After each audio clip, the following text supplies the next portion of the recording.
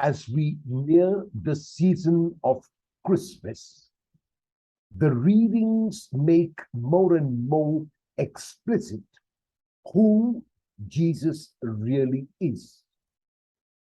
In the text of today, which compares John with Jesus, the point is clearly made that Jesus is superior in every way.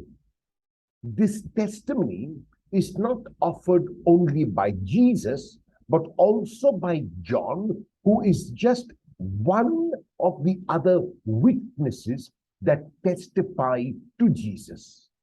John witnessed to Jesus when he witnessed to the truth, since Jesus is the truth. Jesus does not need this testimony because he knows who he is, and God has testified to him. Thus, he needs no human testimony. Yet, this testimony is given because people are swayed by such testimony. John was a mere lamp in contrast to Jesus, who was the light to whom John himself testified. The people were happy to accept from John's testimony only what suited them. Another witness to who Jesus is are the works that Jesus does. Here, works does not refer only to the miracles or signs that Jesus performed, but to the whole of his ministry, which is summarized in John chapter 3:16, when the evangelist tells us that God sent his Son into the world not to condemn the world, but to save. Jesus lives up to his name of God saves, of Savior. This was the ministry he received directly from God, and thus was a greater testimony to his person and mission than John could ever be. God bears witness to who Jesus is. Jesus does and completes the work of God. His food and his drink is to do the will of the one who sent him.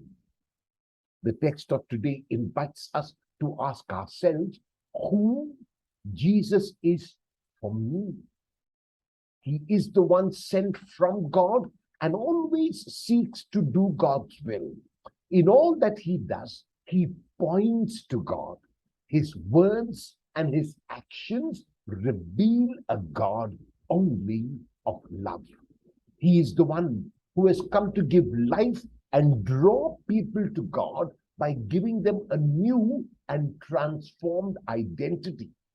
This is what one has to realize and accept if one desires the transformation that Jesus effects. There can be, on the one hand, an attitude of rejection of Jesus and his witness, and thus a rejection of that transformed identity which the Lord wants to give me, or there can be an acceptance in faith of Jesus as the revelation of God who comes that we might have life and have it to the full. Who do you say Jesus is? Has your response resulted in a transformed identity? If yes, wonderful. If no, what will you do about it today?